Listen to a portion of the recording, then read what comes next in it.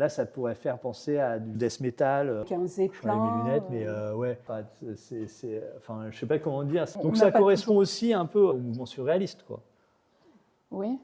On est bon? Aujourd'hui, je vous emmène à Nanterre et plus spécifiquement à la Contemporaine.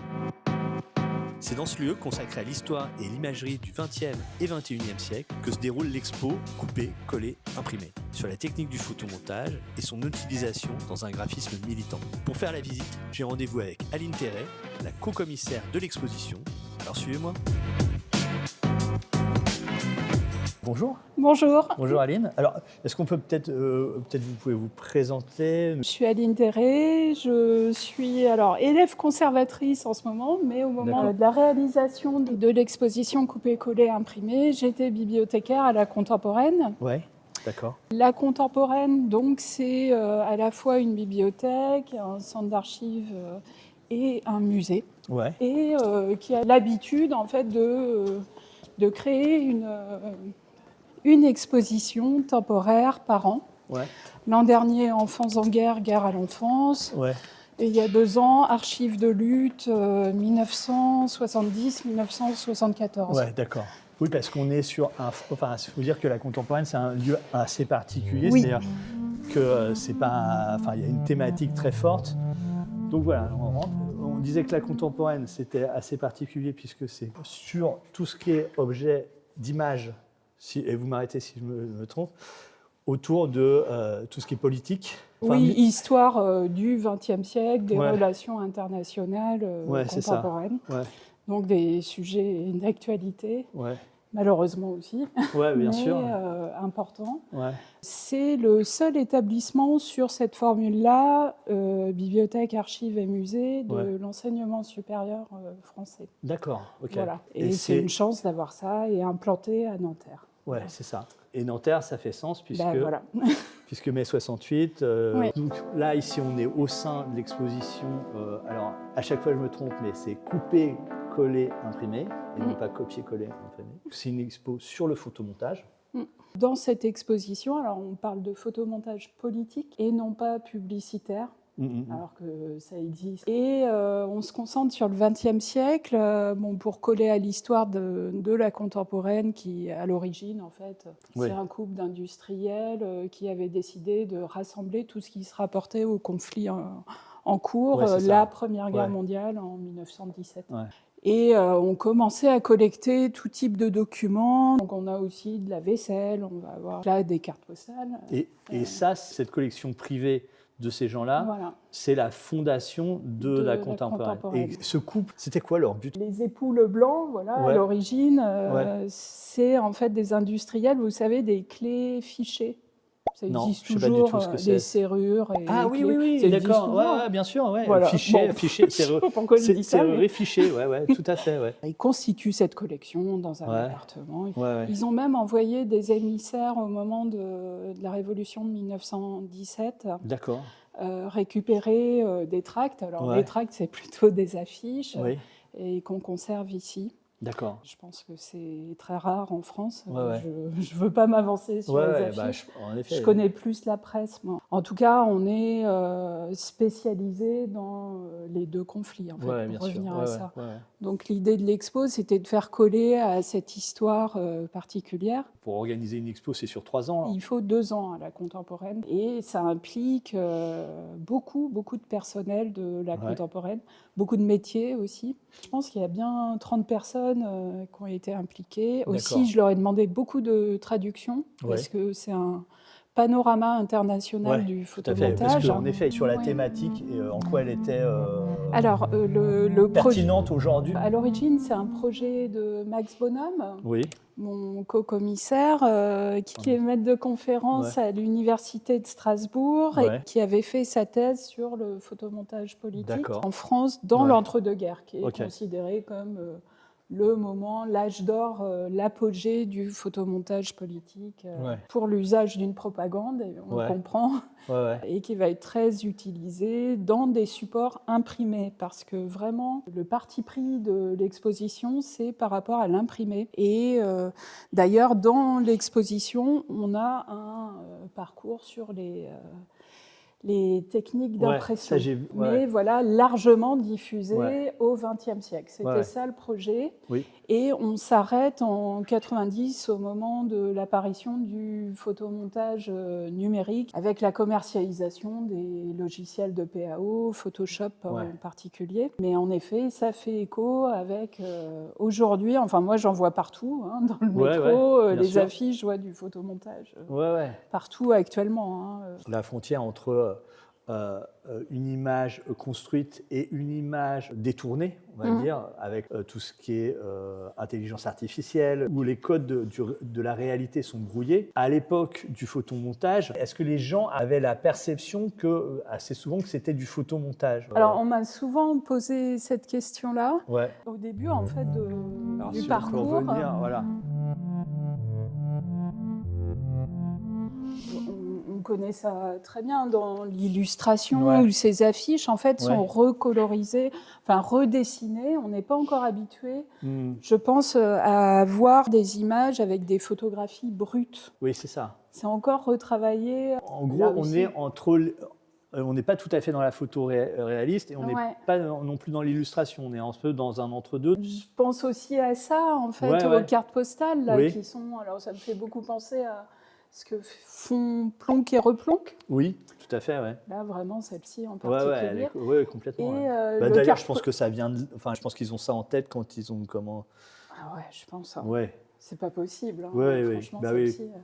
Et en tout cas, les cartes postales, c'était donc déjà un support très diffusé. On estime à 4 à 5 milliards de cartes postales françaises, entre l'arrière et le front. Et ça entre dans l'intimité, les familles, aussi les soldats au front. Et le photomontage, le détournement pour des profits de propagande aussi. Contre les Allemands, on peut lire les légendes. Hein. Oui, alors là, il y a souvent avec un zeppelin. Mes lunettes, mais pour aiguiser son grand sabre, Guy Lone fait enlever l'obélisque. Voilà, c'est l'empereur allemand qui font trembler la Tour Eiffel. Oui, il y a vraiment. Mais qui rentrent dans le quotidien, en fait. Et là, on est en quelle année, là on est en 15, 16. Ouais. Donc ça correspond aussi un peu, à côté de ça, au mouvement surréaliste, quoi. Oui, mais qu'on ne présente pas vraiment dans cette exposition. Non, bien sûr, mais... Je n'avais pas pensé à ça. Non, je voyais le côté propagande. Oui.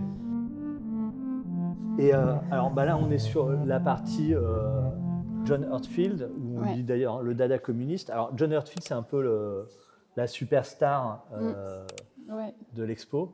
Dans cette salle, on l'a conçu comme ça. C'était de mettre en regard, en fait, le photomontage apparaît simultanément. En 23, c'est la première fois qu'on voit le mot dans une revue, du côté des constructivistes. Donc en 1923, c'est ça. En fait, c'est l'origine, c'est le constructivisme. Rodchenko avait fait. Donc tout de suite, le photomontage, il y a un côté hyper militant, en fait. Oui, mais au service là de la cause.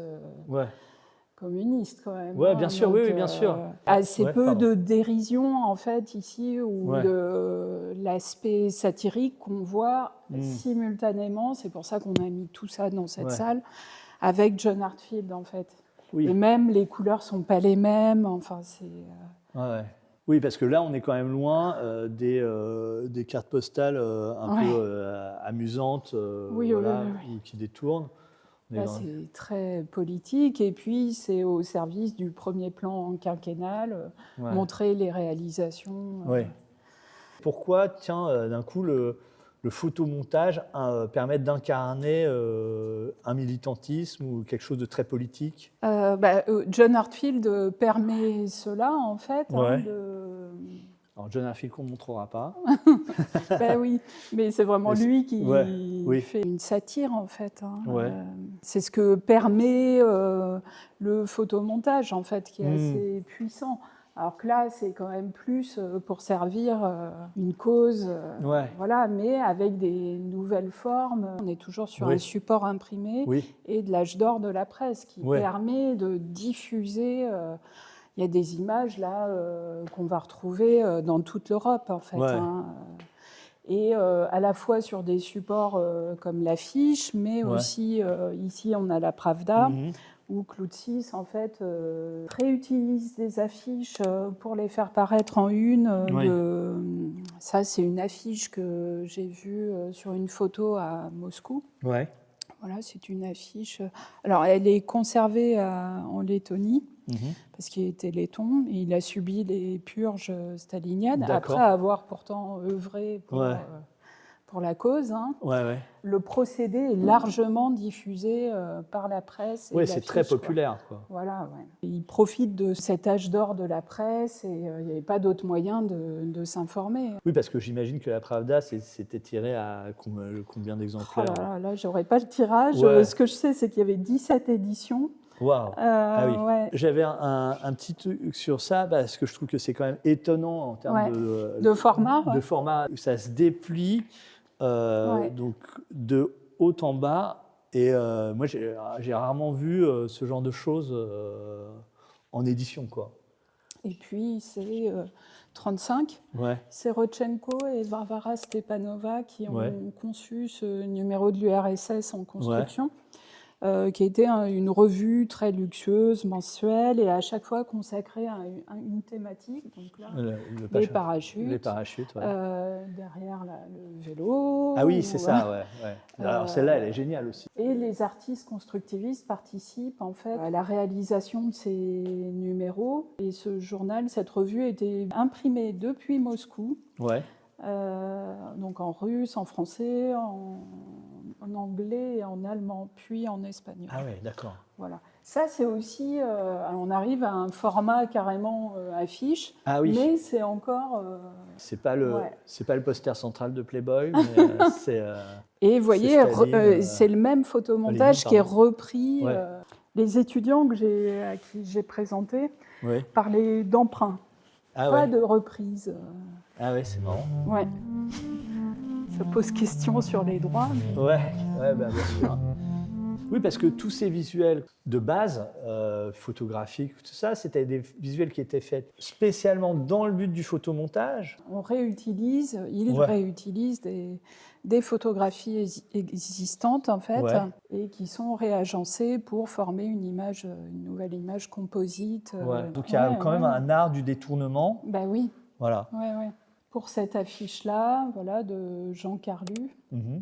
Donc là aussi, c'est une période assez militante. Donc là, on arrive en France. Oui. Après les accords de Genève, qui sont un échec en 1931, Carlu, qui est publicitaire, lui, pour le coup, organise en fait l'Office de propagande graphique pour la paix est réuni autour de lui, donc toute la chaîne graphique en fait, même des imprimeurs et des graphistes pour concevoir ces puisqu'il a affiches.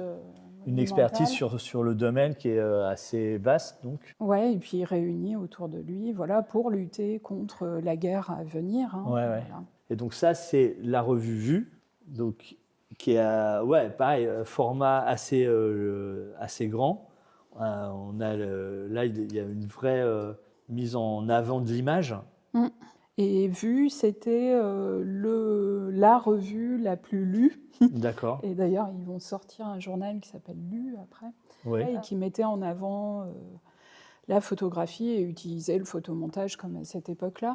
Alors, pas spécialement de gauche pour le coup, parce que le photomontage politique qu'on a présenté ici, c'était souvent dans le cadre de mouvements de gauche. Je pense au journal Nos Regards, qui existe toujours, mais en électronique en fait. Moi, je trouve qu'il y a des choses hyper modernes. C'est vrai que quand on voit là l'enchaînement des images, comment la composition... ça pourrait être tout à fait, même le côté un peu sépia des images comme ça, on pourrait être sur quelque chose d'imprimé en riso, ça marche super bien. Là, c'est de l'héliogravure à cette époque-là. Alors ce qui est intéressant, c'est qu'il y a dans toute l'exposition des panneaux pour présenter les différents types d'impressions. En quoi les moyens techniques vont être important dans la création. Pour ce qui concerne l'héliogravure, on voit ici en fait les photographies peuvent être superposées jusqu'à composer en fait des images. En tout cas, des choses assez fines. Voilà, c'est ça. Et aussi permet une diffusion à grande échelle, en fait, à cette époque-là. Hein. Ouais, ouais. Même vu, on en parlait, tire à plusieurs centaines de milliers d'exemplaires, des tirages qu'on ne connaît plus aujourd'hui. Ce qui est assez amusant avec le photomontage, c'est aussi ce qui marche toujours en graphisme, c'est ce côté où on va prendre des choses très contrastées pour avoir des visuels les plus forts possibles. Et puis comme on n'est pas lié à la réalité de l'image, on peut en faire ce qu'on veut et créer des choses comme ici où voilà, on a ce soldat qui vient par-dessus la foule. Enfin voilà, où on est complètement hors réalité. Et je trouve que c'est des visuels qu'on voit de nouveau, des choses complètement incohérentes. Par exemple, alors moi, il y a aussi là aussi. Alors là, là c'est carrément. Je m'en doutais. Là on est en Espagne, mais là. Là, ça pourrait faire penser à ce qu'on peut voir dans les trucs de death metal. Alors, c'est une revue anarchiste étudiante espagnole. C'est une reprise, en fait, d'un photomontage de John Heartfield. D'accord. Mais qu'il a créé lui-même. Hein. Ouais. Et, donc ça va, on peut le montrer. Léon aussi. Et puis déjà sur des thématiques noir ou blanc unis dans la lutte. Et parce que là, on est en 34 quand même. Hein. Voilà. On est avant, en effet. Hein. Et là, je trouve que c'est des choses qui sont assez étonnantes. Quoi. Alors, c'est vraiment particulier, ça, de présenter celle-ci, mais elle fonctionne bien, en effet, dans l'expo, à chaque fois. Ah bah oui, je pense que les graphistes, les étudiants en graphisme le repèrent. Ouais. Oui, parce qu'en plus, c'est très différent de tout ce qu'on peut voir. Mais il y a quand même toujours un côté très populaire dans le photomontage, je trouve. On n'est pas sur un côté photo-vérité comme Henri Cartier-Bresson. Ça va venir après, ça, en fait. Enfin, quoique, c'est au moment de la guerre d'Espagne, hein, les premiers grands reportages. Et justement, c'est la fin de l'utilisation du photomontage sur un aspect militant, en fait. En tout cas, c'est ce qu'on a voulu présenter dans l'exposition avec une césure en 39. D'accord. Et on y arrive, d'ailleurs. Ouais. Bien vu.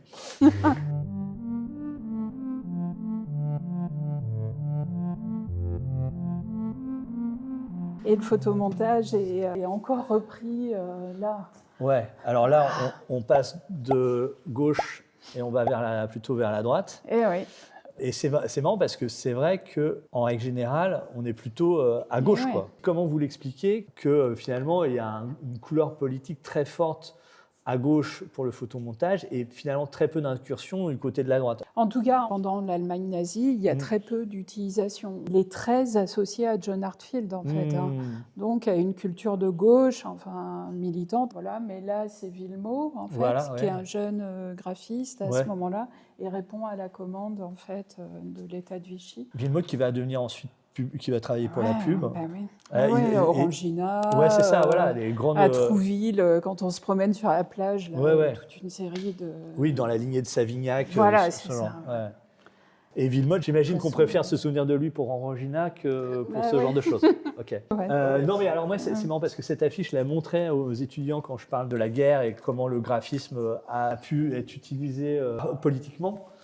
Aussi, et là c'est au moment du Blitz, si je ne m'abuse, pour l'effort de guerre et tout ce genre de choses. Ouais, ce que je trouve intéressant sur ces affiches-là, c'est la place en fait qui se réduit, enfin du photomontage de plus en plus et qui laisse de la place à la typo. Et encore plus sur cette affiche-là, je trouve qu'il oriente complètement la lecture. C'est Koffer, qui est un graphiste que je connaissais moi en dessin. D'accord. Et que je ne connaissais pas en photomontage. Et là, la typo oriente complètement et aussi, ça se réduit, on laisse de la place.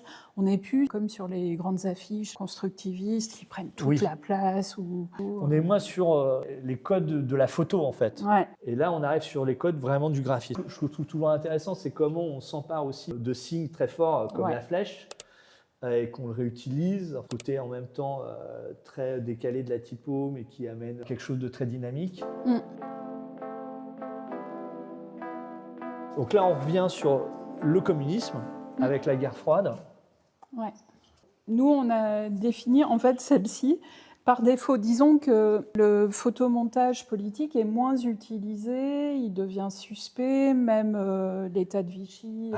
l'a utilisé et c'est un moment de repli à part à l'Est, continue d'être utilisé en URSS comme ici. Et là, pour le coup, Elmo, qui a réalisé... Oui, ils ont repris cette partie-là, non? Voilà, exactement. Ouais. A réalisé le geste aussi de couper et coller. Et Elmo, du coup... C'était dans le catalogue, super fort. oui, en effet. Disons que c'est un livre qui présente... Alors, je crois qu'il y a 200 illustrations dedans. Oui, il est très riche. Sur 250 pièces exposées ici. Et qui avait trouvé, en effet, les couleurs primaires. Donc, c'est pas habituel, je trouve, en ce moment. C'est clair. Moi, je trouve que ce qu'ils ont fait... pour, en tout cas, la com graphique, là, elle se détache vraiment, quoi. Mais oui, et je pense que c'est ça aussi qui fait que l'expo fonctionne super bien.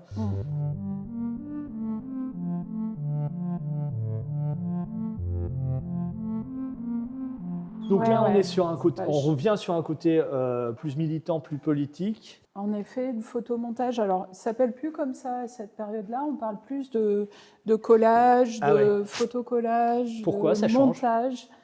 Peut-être toujours ce côté très suspect et puis trop vu dans l'entre-deux-guerres, très largement diffusé et qui revient sous une forme plus alternative en fait.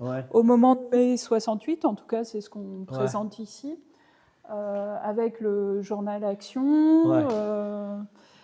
Notamment, et j'aime bien le contraste, moi, ici, entre ces vieilles typos, le fait que, on suppose que c'est De Gaulle et il n'a plus de main.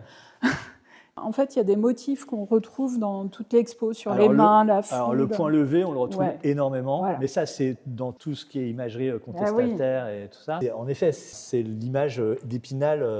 Oui, mais qui date d'il y a longtemps, en fait, du début du XXe siècle. Oui, bien sûr. Et là aussi, alors, ce qui est aussi intéressant, c'est que là-dedans, le travail sur la typo est étonnant. Ce qui est toujours assez marrant avec le photomontage ou ce genre de choses, parce que là, finalement, on est dans un côté montage, détournement. C'est que c'est des choses assez simples, mais très efficaces. Voilà, juste le décalage de la typo fait qu'on a une autre typo, alors qui n'est peut-être pas forcément hyper lisible, mais qui amène un parti pris graphique super fort, quoi. Réalisé par Yann Herman, un graphiste toujours actif d'ailleurs, et enseignant à New York. Ici, on a vraiment un fonds de presse alternative unique ou quasi unique en France, voire en Europe, où on a repéré un retour à l'utilisation du collage, du photomontage, aussi grâce à l'apparition de l'offset de bureau et de ces formats de journaux qui sont à peu près tous identiques, mais très riches visuellement. Parce que qu'est-ce que permettait l'offset à ce moment-là? De démocratiser, on va dire, des coûts moins importants. Donc ça permet d'alléger en gros le processus toute la chaîne, et de s'en emparer de manière encore plus populaire, on va dire. Et ce qui fait que d'un coup, on va avoir énormément de revues qui vont sortir. Et là, il y a des choses aussi étonnantes, parce que c'est vrai que... Parce que ma question très artisanale. Est-ce que c'est des graphistes de formation? Alors là, on l'a vu que c'était un graphiste de formation. Mais là, par exemple, quand c'est ça, qui est, moi, je trouve hyper graphique et hyper intéressant, parce qu'il y a une vraie liberté. Est-ce que c'est des gens qui ont une formation de graphisme? Je ne pense pas. Je sais qu'il y a des graphistes qui ont signé la couverture, c'est un illustrateur. Donc, là, on est en 70, 71, et il s'agit en fait... Alors, c'est un journal qui s'appelle All You Can Eat. Il n'y a eu que 6 numéros. D'accord. Qui est publié à New Brunswick, une petite ville de 40 000 habitants, et c'est de la communauté. On est à cette époque-là, de la presse alternative, de la free press. C'est marrant parce qu'aujourd'hui, on pourrait se dire, tiens, chacun devient émetteur. Et là, pareil, avec la démocratisation de certaines techniques d'impression. Mais c'est très organisé aussi. Il y a 2 syndicats de la free press qui diffusent largement des photographies, aussi des articles, et qui là sont réutilisés. Oui, parce que toutes ces photos... Il y a un monsieur là qui est à sa fenêtre, voilà lui. Je l'ai retrouvé dans d'autres journaux. Oui, parce que c'est des photos qui circulent aussi. Les gens viennent se servir dans tout ce qui est imprimé, on rebidouille.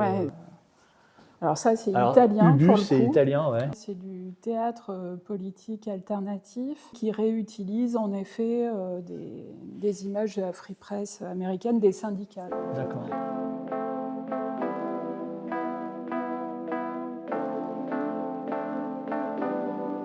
Et puis il y a tout, alors le mouvement des Black Panthers. Ouais. Alors là, pareil, moi j'avais jamais vu. Ouais. Ah bon, je connaissais le mouvement, mais j'avais jamais vu la. Ouais, en vrai. Ouais. Il y a beaucoup d'illustrations d'Emory Douglas. Alors Emory Douglas, ce genre de choses, par exemple, c'est lui, c'est ça, hein? Ouais. C'est même signé là sur l'oreille. Ah oui, d'accord. Ah oui. Et on reconnaît les panneaux rayonnants, c'est vraiment l'image des Black Panthers. Mais en fait, lui est ministre de la Culture, c'est un parti politique, hein, d'accord. très organisé, et aussi directeur artistique, et il va concevoir, réaliser toute cette identité visuelle des Black Panthers. Ouais. Alors, au début, c'est vraiment un appel à la lutte, à se défendre, et aussi très politique, comme on voit ici. Et puis aussi avec cette idée de l'africanicité, avec ce dessin, les larges traits noirs. Très des contours très forts.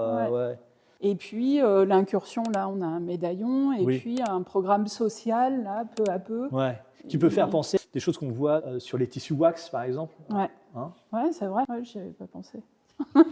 On arrive à la fin de l'exposition. Mais... juste les portoricains, vu qu'on parle de Bad Bunny tout le temps en ce moment. Ah bah oui, c'est clair. Ouais. On aurait bien aimé le faire venir. Je pense vous auriez plus de vues que nous, on va voir. Mais... Donc là, sur les luttes portoricaines à New York, déjà à cette époque-là, en 70, 71. Et puis, peu à peu, on arrive à Cuba, toujours les luttes anti-impérialistes dans le monde entier aussi, par des étudiants, le motif de la carte, où là, on va retrouver des collages à l'intérieur. Mais c'est ça, en fait, qui est intéressant, parce que dans mes cours, je prenais pas mal la simplicité dans le graphisme. Et c'est vrai que le photomontage amène cette simplicité par cette technique et amène des choses vraiment très fortes. Et là, on est sur une technique de sérigraphie. Oui, on parle de sérigraphie par opposition avec l'offset, là, les deux affiches iraniennes. Ah oui, les fameuses affiches iraniennes. On a trouvé plusieurs. Où là, le contraste entre la couleur et le noir et blanc, c'est très facilement compréhensible. Et au moment de la Révolution de 79. Donc tout au long de l'expo, ça a fait écho à l'actualité, là encore. Oui, bien sûr.